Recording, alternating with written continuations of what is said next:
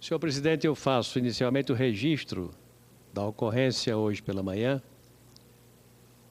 de sessão conjunta do Congresso Nacional, ocorrida por requerimento do senador Cássio Cunha Lima e do deputado Rui Carneiro,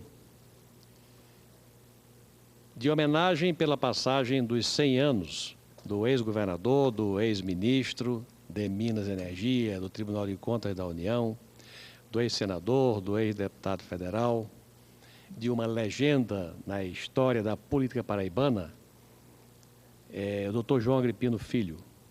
Eu tive a oportunidade, inclusive, de presidir a sessão. Ele era meu tio, estaria fazendo, nesse mês de março de 2014, 100 anos. E por iniciativa desses dois paraibanos, do deputado Rui Carneiro e do senador Cássio Cunha Lima, ocorreu hoje pela manhã uma sessão especial de homenagem à memória, oportunidade em que se pôde, pela palavra do senador Cristóvão Buarque, do senador Cícero Lucena, do senador Cássio Cunha Lima, se pôde recuperar a memória de João Agripino, que foi um político à altura das melhores exigências que se possa fazer de um homem público, e aqui a Paraíba e o Brasil devem muito. E agora, mais uma vez, ocupo a tribuna para fazer uma prestação de contas do final de semana. Senhor presidente, a vida que nós levamos aqui em Brasília, ela impõe muitas restrições, porque a gente chega aqui de manhã e sai de noite. A gente fica prisioneiro das conversas entre colegas, com jornalistas, em comissões, com debates de ordem técnica. E a gente perde a oportunidade de conversar com o cidadão comum, de ter contato com a rua, que eu acho que é o grande instrumento que deve orientar as ações de qualquer homem público, na medida em que ele deseja interpretar o sentimento da sociedade. E nesse final de semana eu tive a oportunidade de, saindo das minhas responsabilidades de presidente do partido, de líder do meu partido, de, na rua, ouvir as pessoas sobre o tema que elas quisessem abordar. Eu fiquei impressionado, senhor presidente, com a quantidade de pessoas que me abordou das mais diversas categorias, das classes A, B, C, D, todas, trazendo-me a indignação sobre que eu nem imaginava que fosse do tamanho que é. A indignação das pessoas com esse caso da refinaria de Pasadena, nos Estados Unidos. As pessoas vinham, faziam suas conjecturas e considerações e exigiam tomada de posição e tomada de providência por parte daqueles que estão, pelo voto das pessoas, com assento no Congresso Nacional, na Câmara e no Senado. As pessoas manifestavam sua opinião, sua indignação e exigiam que algo fosse feito. E o argumento das pessoas, que é sempre muito lógico, as pessoas são lógicas.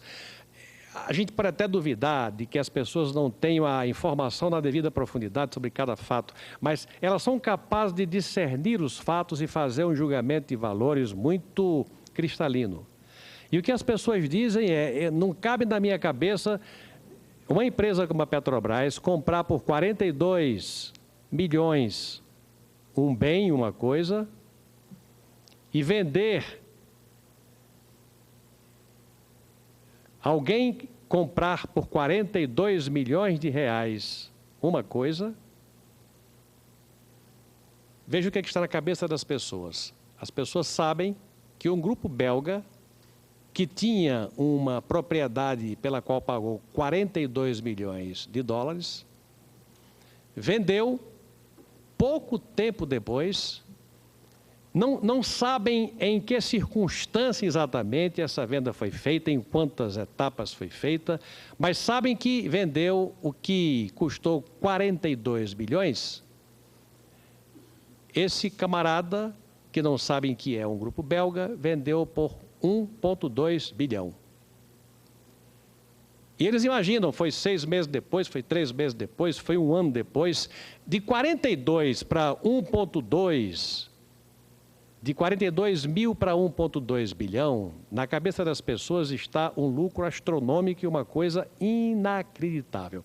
E quando imaginam que quem esteve envolvido nessa história foi a Petrobras, aí as pessoas se imbuem de uma indignação ainda maior. Aí começam a fazer aquele tipo de interpelação. Ah, mas o dono comprou por 42 e vendeu por 1 bilhão e 200. Dizem que quem autorizou foi a própria presidente da República. E vocês não vão fazer nada para investigar? Estão dizendo que os técnicos da Petrobras estão negando aquilo que a presidente disse. Isso é o que se está passando na cabeça das pessoas, as menos informadas.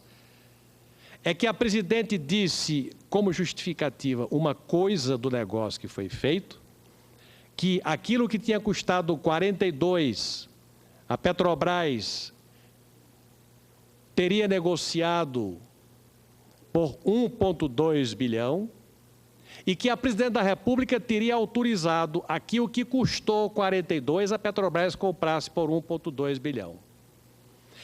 O que está na cabeça das pessoas é que a presidente da República autorizou e que depois que a história veio a público, os dirigentes da Petrobras, e aí eles não sabem quem é o diretor financeiro, quem não é o diretor financeiro, mas sabem que os dirigentes da Petrobras negam o que a presidente teria dito, que teria autorizado porque não estava informada por inteiro das cláusulas do contrato e que por isso teria autorizado. E aí dizem, mas os grandões da Petrobras dizem que ela sabia.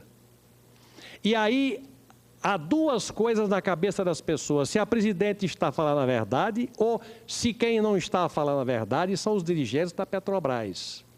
E se forma uma enorme confusão na cabeça das pessoas, porque elas se sentem lesadas, porque a Petrobras, como Caixa Econômica, como Banco do Brasil, são bens que o brasileiro tem como seus. São bens do cidadão brasileiro. O Banco do Brasil é um bem do Brasil. A Petrobras é um bem do Brasil, a Caixa Econômica é um bem do Brasil. Na hora em que a Petrobras, na cabeça das pessoas, compra uma coisa que alguém tinha comprado por 42 e a Petrobras compra por 1 bilhão e 200, as pessoas caem num desespero achando que alguém está dilapidando o patrimônio dos brasileiros e que alguém tem que pagar, e este assunto tem que ser esclarecido. É isso que eu vi dos mais diversos segmentos da sociedade este fim de semana. A dúvida, foi um mau negócio ou alguém está mentindo nessa história? Está na cabeça deles. Tem alguém mentindo? A Petrobras está mentindo? A presidente da República é o que justificou uma história de put action? Não sabe pronunciar bem direito o que é. Aquela cláusula que manda, que é o objeto da discórdia entre os dirigentes da Petrobras e a presidente. As duas cláusulas, a Marlin, que determina que o sócio da Petrobras receba, em circunstâncias normais, lucro, mesmo que a empresa não dê lucro, e que estaria no contrato, e a put action, que manda que, no caso de litígio entre as partes, uma das partes é obrigada a comprar parte do outro, 50% do outro. E aí eles não sabem ao certo que a coisa foi comprada inicialmente por 360 milhões de dólares, e que no segundo momento foi obrigado por decisão judicial por mais 820 milhões de dólares, perfazendo 1 bilhão e quase 1 bilhão e 200 milhões de dólares. Mas a discórdia é, os dirigentes da Petrobras dizem que não, as informações que a presidente disse que não dispunha e só autorizou por isso, os técnicos da Petrobras, os executivos da Petrobras dizem que não, que aqueles elementos estavam disponíveis e que a presidente determinou ou autorizou como presidente do Conselho de Administração, porque sabia, tinha a obrigação de saber. E sabe o que é que eles nos pedem? As pessoas nos pedem que investigue, que cumpra a nossa obrigação. Vocês estão lá para defender o interesse do Brasil. Vocês têm aqui agora cumprir a sua obrigação. Alguns até diziam, eu lhe vi numa entrevista na TVA ou TVB falando sobre isso e aquilo, eu quero que vocês saiam da palavra para a ação, quero que vocês vão a fundo e investiguem essa história. E só tem um caminho. E o caminho é a Comissão Parlamentar de Inquérito. É claro que o caminho único é a Comissão Parlamentar de Inquérito. Agora, entre você ter a intenção de fazer aquilo que o povo está lhe pedindo e você conseguir fazer aquilo que é preciso fazer, há uma distância, que é ter número para instalar a Comissão Parlamentar de Inquérito. E essa é a razão pela qual amanhã haverá uma reunião às 15h, aberta para todos os partidos, não partidos de oposição só, para todos os partidos que queiram discutir o processo de investigação de uma coisa que está mal explicada e que está na cabeça das pessoas como a prática de uma coisa em que o povo brasileiro foi enganado e pagou o pato, e foi logrado, e que é obrigação nossa fazer a devida investigação. Os fatos são postos, estão postos. Os jornais do fim de semana trouxeram as notícias do segundo negócio feito na refinaria do Japão, quando a mesma cláusula put action era explícita no contrato e a presidente autorizou a que o negócio fosse feito. Diferente, digamos, do caso Pasadena, quando se diz que a cláusula Marlin, a cláusula put action não estavam explícitas, os técnicos da Petrobras dizem que estava do conhecimento sim, mas no caso do Japão estava no próprio contrato. Então, há muito o que esclarecer e há muito o que se constatar. E é em função da cobrança das ruas, daquilo que é nossa obrigação fazer em nome daquilo que nós representamos, que é o povo do Brasil. Eu espero que amanhã se abra o processo de discussão para que a investigação se faça em nome de interesse não de partido A, nem B, nem C, mas em nome do interesse do Brasil. E é o que nós vamos fazer amanhã, na reunião aberta a todos os partidos políticos da parte da tarde, para fazer o que as ruas do Brasil estão querendo e exigindo.